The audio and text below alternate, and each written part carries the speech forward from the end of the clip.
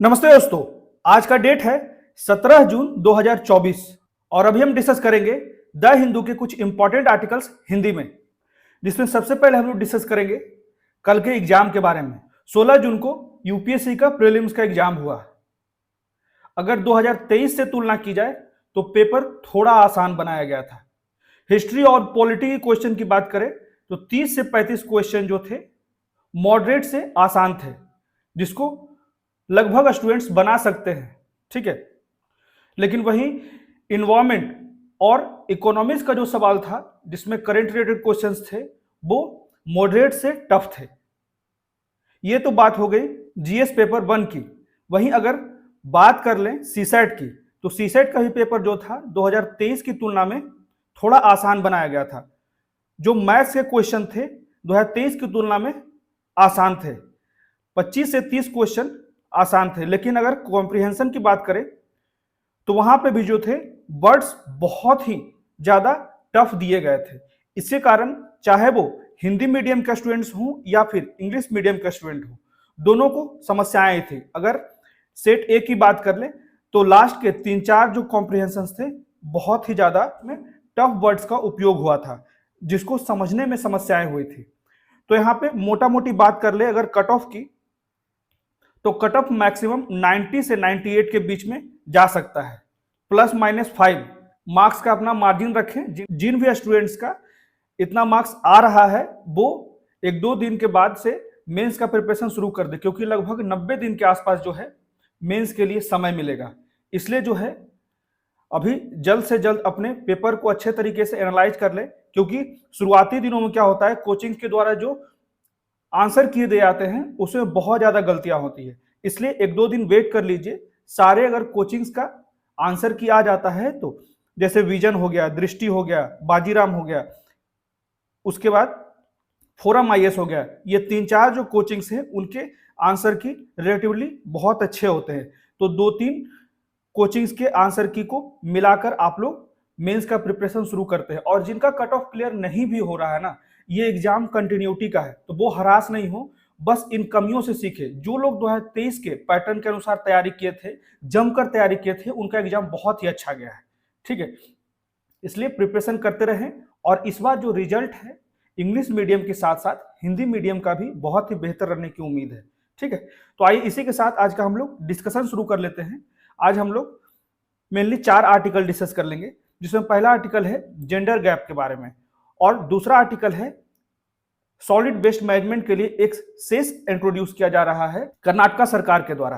तो यहाँ पे लगातार विवाद उत्पन्न हो गए हैं। उसके तीसरा आर्टिकल जो है कि एनसीईआरटी के सिलेबस में अयोध्या के लेसन से रिलेटेड कुछ चेंजेज किए गए हैं, जिसमें बाबरी मस्जिद के विध्वंस को हटाया गया है।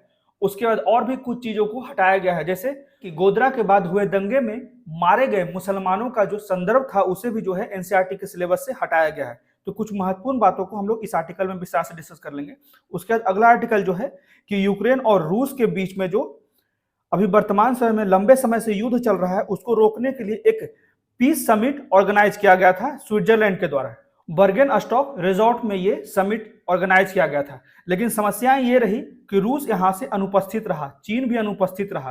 तो इसलिए जो है कहा जा रहा है राइटर के द्वारा इस आर्टिकल में कि एक बहुत ही अच्छा समिट था, बहुत ही सकारात्मक निर्णय लिए गए और यूक्रेन के राष्ट्रपति के द्वारा इसको सराहा भी गया है। ठीक है, तो इसको भी हम लोग विस्तार से पढ़ लेंगे।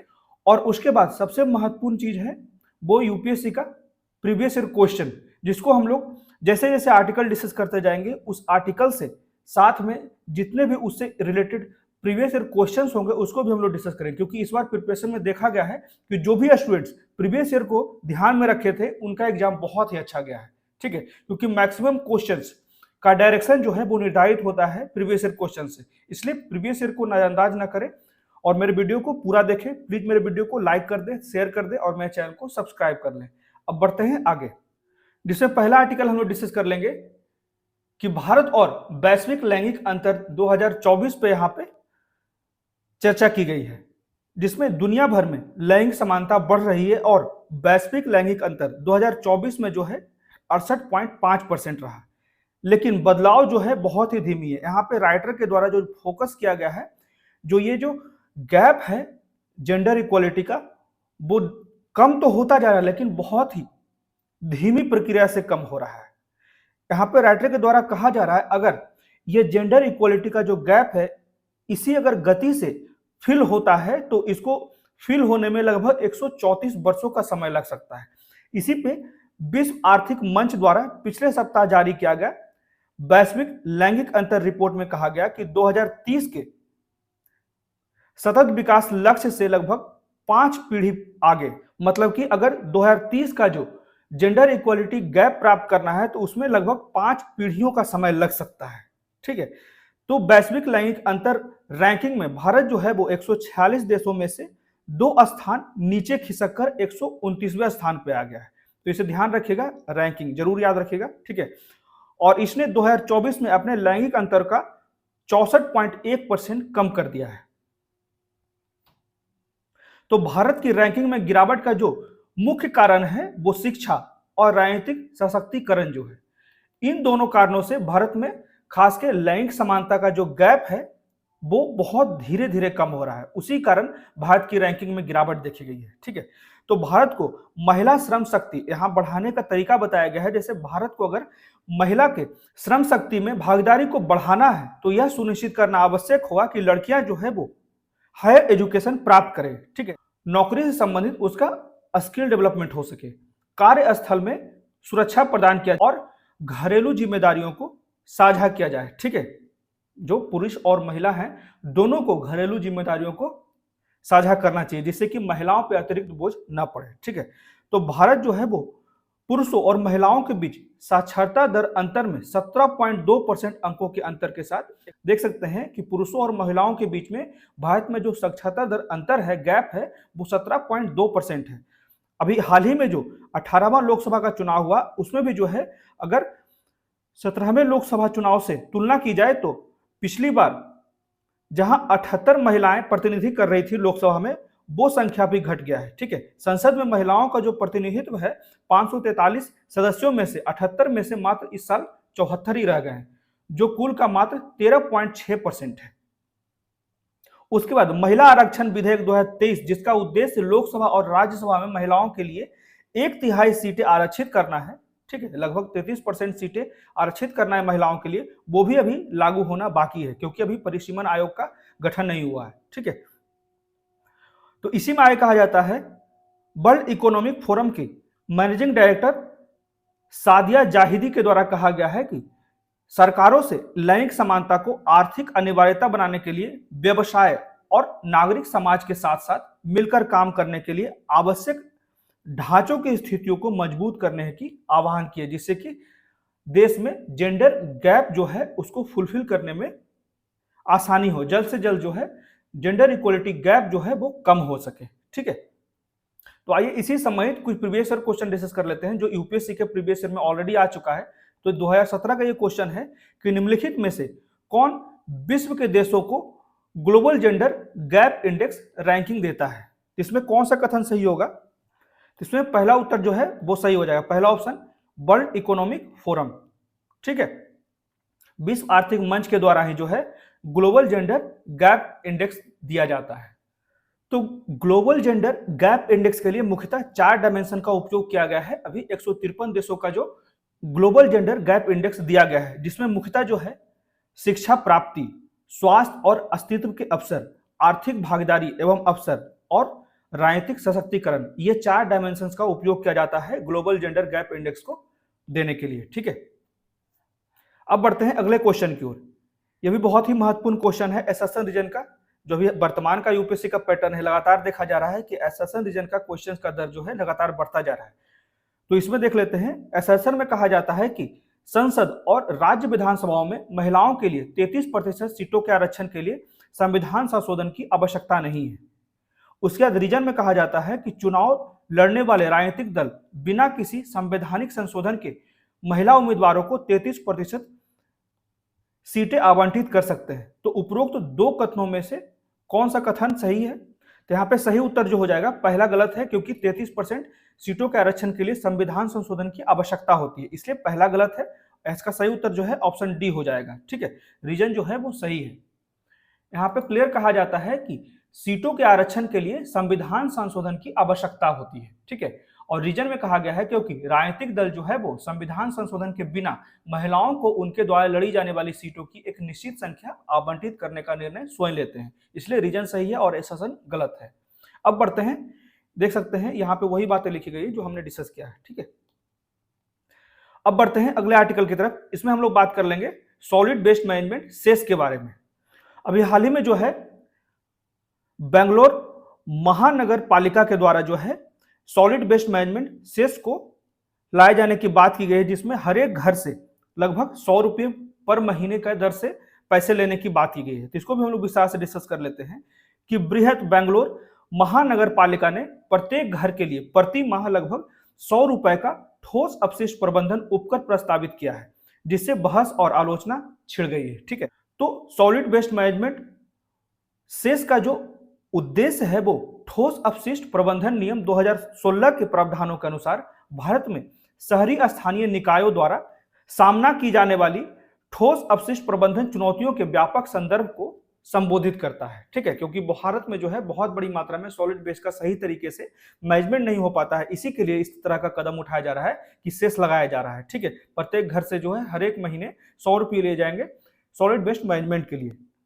तो शहरी स्थानीय निकाय आमतौर पर सॉलिड वेस्ट मैनेजमेंट उपकर के लिए प्रति माह, ठीक है, यहां पे देख सकते हैं शहरी स्थानीय निकाय जो है वो सॉलिड वेस्ट मैनेजमेंट सेस के लिए प्रति माह लगभग 230 से 250 रुपए लेते हैं। और अब जो है सॉलिड वेस्ट मैनेजमेंट के लिए जो सेवाएं प्रदान करने में होने वाली लागत के एक हिस्से को पूरा करने के लिए बल्क वेस्ट जनरेटर पर उच्च शुल्क लगाने पर विचार किया जा रहा है। ठीक है, बल्क मतलब कि जहां पे भी जिस भी घर या फिर कंपनियां में बहुत बड़ी मात्रा में सॉलिड वेस्ट प्रोड्यूस होते हैं, तो उसके निपटान के लिए और ज्यादा पैसे लेने की यहाँ पे बात की जा रही है, जिससे कि हम लोग सॉलिड वेस्ट मैनेजमेंट को सही तरीके से कर पाए।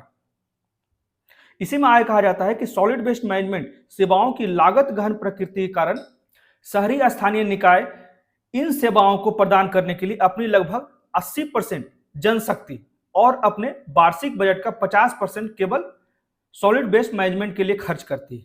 ठीक है, इसी के लिए सेस को लगाया जा रहा है। सेस जो है किसी विशेष समस्या के समाधान के लगाया जाता है। इससे पहले जो था वो स्वच्छता के लिए सेस लगाया गया था केंद्र सरकार के द्वारा। ठीक है, तो बेंगलोर में एक शहरी निवासी प्रतिदिन लगभग 600 ग्राम कचरा उत्पन्न करता है, जो शहर के लिए प्रतिदिन लगभग 5000 टन ठोस कचरा उत्पादित करता है। इसके प्रबंधन के लिए पर्याप्त संसाधनों और बुनियादी ढांचे की आवश्यकता होती है।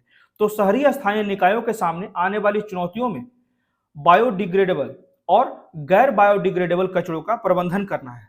ठीक है, तो कचरा के उत्पादन में मौसमी परिवर्तन, क्योंकि बारिश में और ज्यादा समस्या हो जाती है, उन्हें भी नॉन रिसाइक्लेबल, ठीक है, गैर पुनर्चक्रीकरण सूखे कचरे के निपटान की उच्च लागत शामिल हो जाती है। ठीक है, तो बेंगलोर जैसे बड़े शहर अपने बजट का लगभग 15% जो है वो सॉलिड वेस्ट मैनेजमेंट पर खर्च करता है, जबकि सॉलिड वेस्ट मैनेजमेंट सेवाओं से उत्पन्न राजस्व लगभग नगण्य है। ठीक है, जैसे कि सॉलिड वेस्ट से ही बहुत सी सारी चीजें बनाई जाती है, लेकिन उससे जो लाभ होता है वो मैनेजमेंट के तुलना में बहुत ही कम होता है।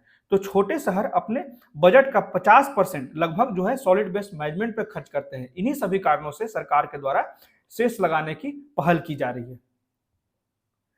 तो सॉलिड वेस्ट मैनेजमेंट पर व्यय को कम करने की कई रणनीतियां शामिल है, जैसे कि जहां से कचरा उत्पन्न होता है, चाहे वो हाउस होल्ड हो या फिर इंडस्ट्रीज हो। ठीक है, तो स्रोत पर ही जो है सॉलिड वेस्ट का पृथक्करण किया जाए। उसके बाद एकल उपयोग प्लास्टिक को कम किया जाए, सिंगल यूज प्लास्टिक को कम किया जाए। उसके बाद विकेंद्रीकृत खाद बनाने की पहल की जाए। ठीक है, और ठोस अपशिष्ट जनरेटर को अपने स्वयं के अपशिष्ट को संसाधित करने के लिए प्रोत्साहित किया जाए, जिससे कि हमारा जो खर्च है सॉलिड वेस्ट मैनेजमेंट पे कम हो सकेगा। ठीक है, तो इन 5 कारणों को याद रखिएगा। ठीक है,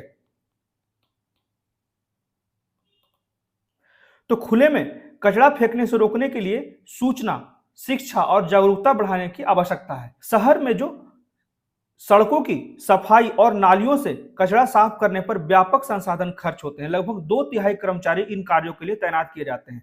और कूड़ा फेंकने और अनुचित तरीके से कचरा निपटान को रोकने के लिए ही जो है IEC इंफॉर्मेशन, एजुकेशन और कम्युनिकेशन को बहुत ज्यादा महत्व दिया जा रहा है, जिससे कि अनुचित कचरे को कम किया जा सके। ठीक है, और आईईसी की गतिविधियों को लागू करने से इन वर्गों के लिए श्रमिकों की जरूरत कम होगी, जिससे कि उन्हें कचरा प्रसंस्करण, ठीक है, वेस्ट को प्रोसेस करने में और मूल्य वसूली के लिए फिर से तैनात किया जा सकता है, जिससे कि वर्तमान में उपेक्षित किया जा रहा है। इसी सभी कारणों से जो है शेष लगाया जा रहा है। इसलिए इन कुछ तरीकों को अपनाए जाने की बात की जा रही है, जिससे कि सॉलिड वेस्ट मैनेजमेंट जो है वो स्रोत पे ही जो है सही तरीके से पृथक्करण किया जा सके और इस तरह के अव्यवहारिक खर्च को कम करने में सफलता मिल सके। ठीक है, तो ठोस कचरा उत्पादक अपने कचरे को स्वयं संसाधित करेंगे और पर्याप्त जगह वाले बड़े संस्थान इन हाउस कचरा प्रसंस्करण सुविधाएं स्थापित कर सकते हैं। ठीक है, जहां पे बहुत बड़ी इंडस्ट्रीज है वहां अंदर में ही जो है सॉलिड वेस्ट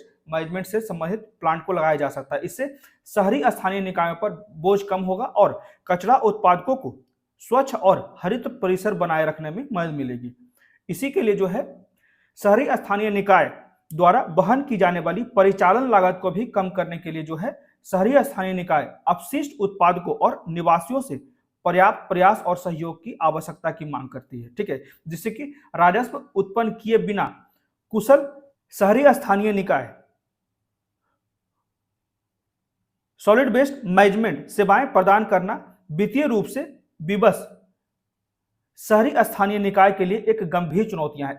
इसलिए जो है सीमांत उपयोगकर्ता शुल्कों को कुशल संचालन के साथ मिलाकर एक संतुलित दृष्टिकोण हमें अपने शहरों को स्वच्छ और रहने योग्य बनाने में मदद करेगा। इसलिए जो है यहाँ पे सरकार का तो मदद चाहिए ही, ठीक है, उसके अलावा भी जहां भी खास के घरेलू स्तर पे या फिर बड़ी बड़ी इंडस्ट्रियां अपने लेवल पे जो है अगर सही तरीके से सॉलिड वेस्ट मैनेजमेंट को करने में सक्षम होती है, इससे सरकार पे जो है अतिरिक्त बोझ जो पड़ता है सॉलिड वेस्ट मैनेजमेंट के लिए उसको कम करने में हमें सफलता मिलेगी। इसलिए लोगों को ज्यादा से ज्यादा जागरूक करने की आवश्यकता है और सड़कों पे या फिर अन्य स्थानों पे अव्यवहारिक तरीके से कचरों को फेंकने से रोकने के लिए जो है इस तरह के सराहनीय कदम उठाए जा रहे हैं। ठीक है, अब देख लेते हैं एक और क्वेश्चन जो कि ऑलरेडी यूपीएससी के प्रीवियस ईयर में आ चुका है, जो सॉलिड वेस्ट मैनेजमेंट से संबंधित है। तो निम्नलिखित में से किसके संदर्भ में पायरोलिसिस और प्लाज्मा गैसीकरण शब्दों का उल्लेख किया जाता है? ये 2019 में यूपीएससी के पीटी में आ चुका है। तो ये जो है मेनली अपशिष्टों से ऊर्जा प्रौद्योगिकी के लिए बनाया गया है। ठीक है, पायरोलिसिस और प्लाज्मा गैसीकरण ध्यान रखिएगा। ठीक है, ये सॉलिड वेस्ट मैनेजमेंट से संबंधित क्वेश्चन था। इस बार भी 2-3 क्वेश्चन जो है वो सॉलिड वेस्ट मैनेजमेंट से आ चुके हैं ऑलरेडी। ठीक है, इसलिए प्रीवियस ईयर क्वेश्चन को बहुत ज्यादा महत्व देना चाहिए तैयारी के लिए। अब बढ़ते हैं अगले आर्टिकल की तरफ। अभी एनसीईआरटी ने कुछ चेंजेस किए हैं जिसमें अयोध्या से संबंधित विषयों को कुछ ऐड किया गया है और बाबरी मस्जिद से संबंधित कुछ टॉपिक्स को यहाँ पे रिमूव किया गया है। उसी को हम लोग विस्तार से देख लेते हैं कि एनसीईआरटी ने सुप्रीम कोर्ट के फैसले के आधार पर बाबरी मस्जिद विध्वंसक के संदर्भ को हटाया और राम जन्मभूमि मंदिर आंदोलन पर जोर देते हुए कक्षा 12 की राजनीतिक विज्ञान की पाठ्य पुस्तक को संशोधित किया गया है। ठीक है, तो एनसीईआरटी के निदेशक के द्वारा कहा गया है कि हिंसक और उदास नागरिकों के निर्माण को रोकने के लिए विशेषज्ञों द्वारा परिवर्तन लागू किए गए हैं जो वैश्विक प्रथाओं के अनुरूप है। तो संशोधित पाठ्य पुस्तक अब बाबरी मस्जिद को 3 गुंबद वाली संरचना के रूप में संदर्भित करती है। ठीक है, तो इसे ध्यान रखिएगा, 3 गुंबद वाली संरचना और प्रश्नों को अद्यतन सामग्री के साथ समन्वित करने के लिए संशोधनों को शामिल करती है। ठीक है, इसमें आगे कहा जाता है कि परिवर्तनों के पीछे जो तर्क है उसमें सुप्रीम कोर्ट के संवैधानिक पीठ के फैसले और इसकी व्यापक स्वीकृति को प्रतिबिंबित करना भी शामिल होता है, जिसमें धर्मनिरपेक्षता और लोकतंत्र पर भी चर्चाओं में बदलाव को दर्शाता है। ठीक है, जिसमें अयोध्या विषय के अतिरिक्त यहाँ पे एक और चेंज किया गया है। तो कक्षा 11 की राजनीतिक विज्ञान की पाठ्य पुस्तक से गोधरा के बाद हुए दंगों में मारे गए मुसलमानों के संदर्भ को भी हटाया गया है कक्षा 11 में। ठीक है, क्लास 11 का जो है पॉलिटिकल साइंस का जो बुक है उसमें इस टॉपिक को भी रिमूव किया गया है। तो ये 2 चीज ध्यान रखिएगा। ठीक है, एक बाबरी मस्जिद और एक गोधरा कांड। ठीक है, अब बढ़ते हैं अगले आर्टिकल की तरफ। अभी जो है यूक्रेन और रशिया के बीच में जो युद्ध चल रहा है उसको रोकने के लिए एक पीस समिट आयोजित किया गया था स्विट्जरलैंड में। तो ये नाम याद रखिएगा, स्विट्जरलैंड के बुर्गिनस्टॉक रिजॉर्ट में यहाँ पे पीस समिट आयोजित किया गया था, लेकिन चाइना और रशिया यहाँ पे अनुपस्थित थे, ये जरूर ध्यान रखिएगा। ठीक है, तो यहाँ पे ध्यान रखिएगा कि स्विट्जरलैंड के बुर्गिनस्टॉक रिजॉर्ट में जो है यूक्रेन के 2 दिवसीय शांति शिखर सम्मेलन का समापन हुआ, जिसमें लगभग 80 देश और 4 संगठनों ने रूस यूक्रेन युद्ध को समाप्त करने के उद्देश्य से अंतिम संयुक्त विज्ञप्ति का समर्थन किया है। भारत उन लोगों में से है, ठीक है, ये ध्यान रखिएगा, भारत उन लोगों में से जो है वो दस्तावेज पर हस्ताक्षर नहीं किया है। तो वर्तमान G20 अध्यक्ष ब्राजील केवल एक पर्यवेक्षक के रूप में मौजूद था, ठीक है। तो घोषणा में क्या क्या बात की गई, तो यूक्रेन के खिलाफ रूसी संघ का जारी युद्ध बड़े पैमाने पर मानवीय पीड़ा और विनाश का कारण बन रहा है तथा वैश्विक नतीजों के साथ जोखिम और संकट पैदा कर रहा है। इसमें मुख्य 3 बातों को ध्यान रखिएगा जो इस पीस समिट में शांति शिखर सम्मेलन में मेनली फोकस किया गया है, जिसमें परमाणु सुरक्षा, वैश्विक खाद्य सुरक्षा और मानवीय मुद्दों, ये 3 जो एजेंडा है उस पर सबसे ज्यादा ध्यान केंद्रित किया गया है, ठीक है। क्योंकि यूक्रेन और रूस के बीच में जो युद्ध हो रहा है उसका प्रतिकूल प्रभाव परमाणु सुरक्षा पे पड़ रहा है, क्योंकि लगातार धमकी दी जा रही है रूस के द्वारा कि हम अपने परमाणु संबंधित हथियारों का उपयोग कर सकते हैं यूक्रेन पे। उसके बाद वैश्विक खाद्य सुरक्षा पे भी प्रतिकूल प्रभाव पड़ रहा है, बहुत जगह आवागमन में बाधा उत्पन्न हो गई है, ठीक है। उसके बाद बड़ी संख्या में जो है मानवीय उत्पीड़न का शिकार हो रहा है। इसी में आगे कहा जाता है यूक्रेनी राष्ट्रपति वोलोदिमीर जेलेंस्की ने शिखर सम्मेलन को एक कूटनीतिक सफलता के रूप में सराहा है और दूसरे शिखर सम्मेलन के लिए भी जो है द्वार खोल दिया है। तो स्विट्जरलैंड के राष्ट्रपति वियोला एमहर्ड ने इस बात पर प्रकाश डाला है कि यह विज्ञप्ति जो है वो अंतर्राष्ट्रीय कानून और संयुक्त राष्ट्र चार्टर के आधार पर शांति के लिए एक मजबूत संकेत भेजता है। शिखर सम्मेलन में जो है रूस की अनुपस्थिति ने शांति के मार्ग शिखर सम्मेलन की प्रभावशीलता पर सवाल उठाए हैं और रूस के साथ चीन के गठबंधन और स्विस शिखर सम्मेलन में उनकी अनुपस्थिति को लेकर चिंताएं व्यक्त की गई है।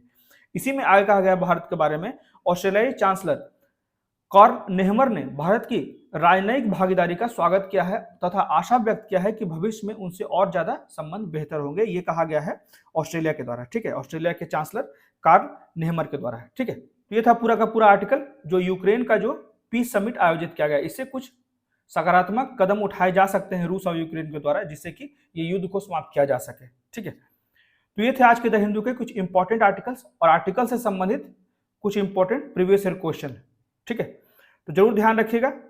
तो कैसा लगा आज का डिस्कशन प्लीज मुझे कमेंट करके बताएं और मेरे वीडियो को ज्यादा से ज्यादा लाइक करें, शेयर करें और मेरे चैनल को सब्सक्राइब करें। Thank you.